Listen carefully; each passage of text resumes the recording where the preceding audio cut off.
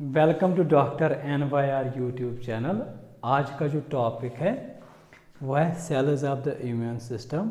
ये part second है। Part first में हमने डिस्कस किए थे बी लिम्फोसाइटिस, बी सेल्स हैं, बी लिम्फोसाइटिस और टी लिम्फोसाइटिस। आज हम बाकी जो कुछ सेल्स बचे हैं इम्यून सिस्टम के उनको हम डिस्कस करेंगे। Please take a screenshot.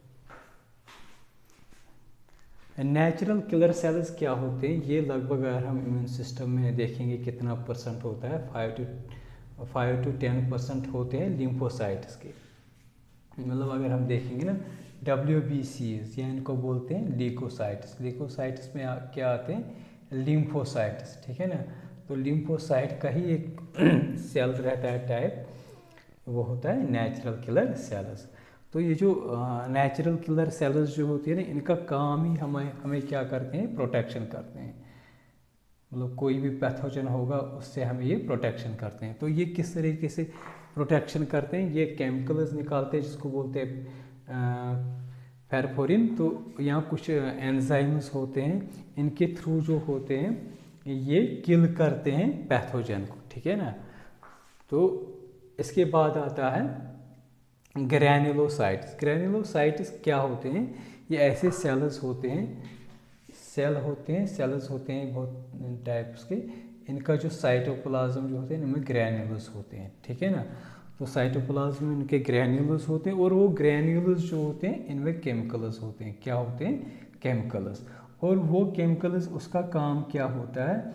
वही केमिकल्स जो होते हैं वो हमें प्रोटेक्शन देता है पैथोजन से, क्योंकि वही केमिकल जो रिलीज कर देते हैं ग्रैन्युलोसाइट्स कोई भी पैथोजन जो होता है उसको किल करने के लिए।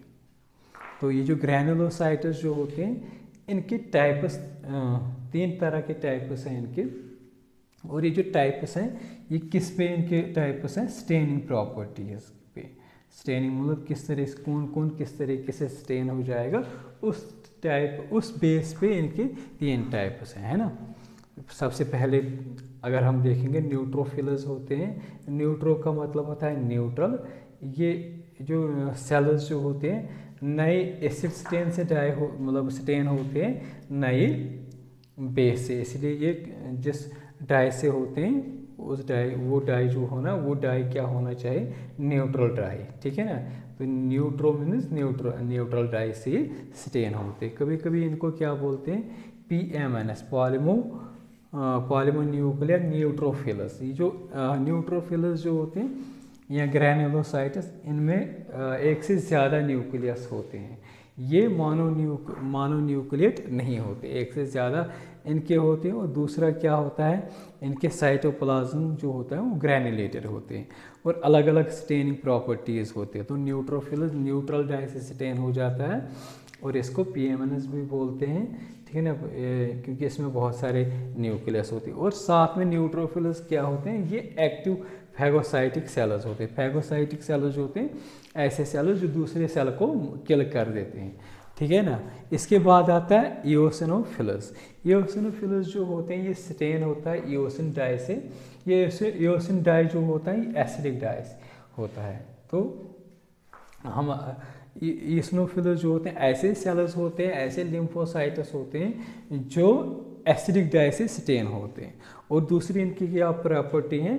ये फैगोसाइटिक सेल्स होते हैं। न्यूट्रोफिलस भी फैगोसाइटिक सेल्स होते हैं और इस्नोफिलस भी फैगोसाइटिक सेल्स होते हैं। इसके बाद अगर हम देखेंगे जो इस्नोफिलस जो होते हैं ना ये हमें प्रोटेक्शन देते हैं, लेकिन पर्टिकुलरली किस पैथोजन से हमें प्रोटेक्शन देता है? एक देता है प्रोटोजोअन्स और दूसरा जो होते हैं हेलमिंथेस पैरासाइट्स जो होते हैं या प्रोटोजोन पैरासाइट्स जो होते हैं, इनसे हमें इस्नोफिलस जो होते हैं वो हमें प्रोटेक्शन प्रोवाइड कर देता है।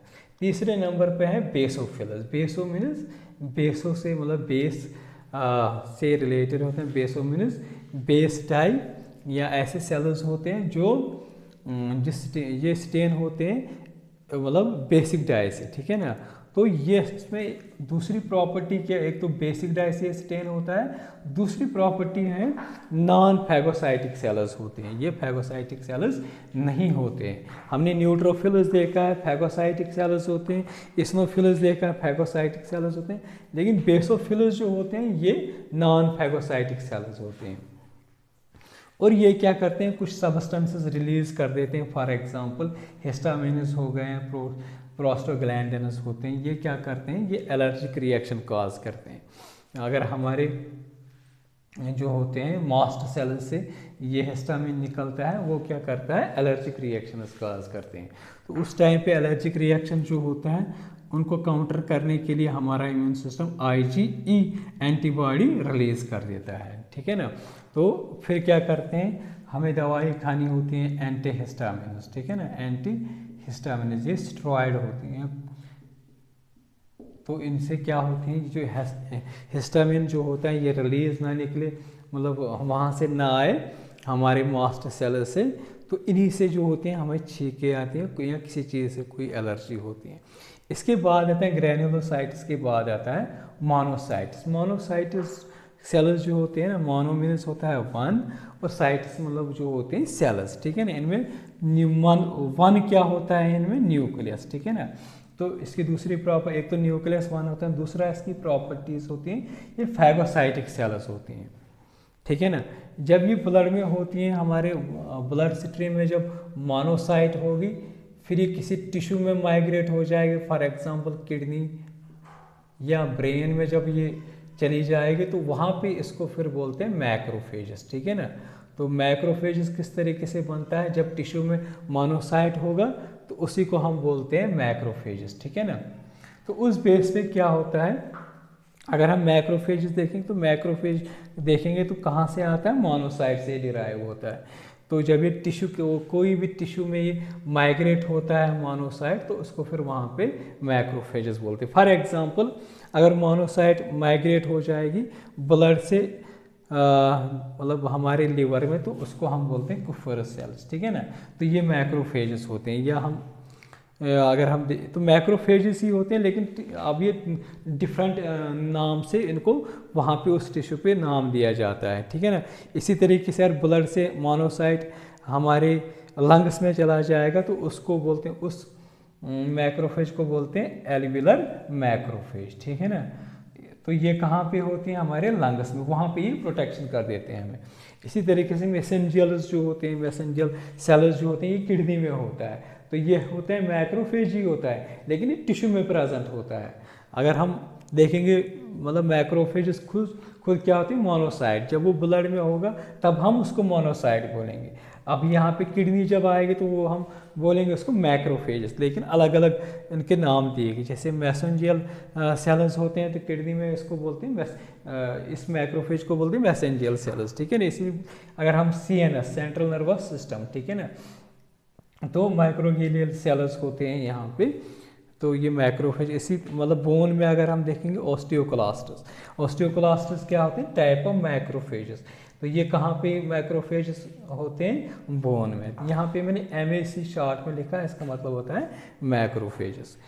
तो इस तरीके से हमने लगभग जो होते हैं मेन सेल्स जो होते हैं, इसमें एक सेल्स हो बचा है वो डेंड्राइटिक सेल्स हैं, वो नेक्स्ट वीडियो में हम उसको डिस्कस करेंगे। अगर आप लोगों को हमारा ये वीडियो अच्छा लगा होगा, प्लीज़ इस चैनल को सब्सक्राइब कर दीजिएगा, वीडियो को लाइक एंड शेयर कर दीजिएगा। Thank you very much.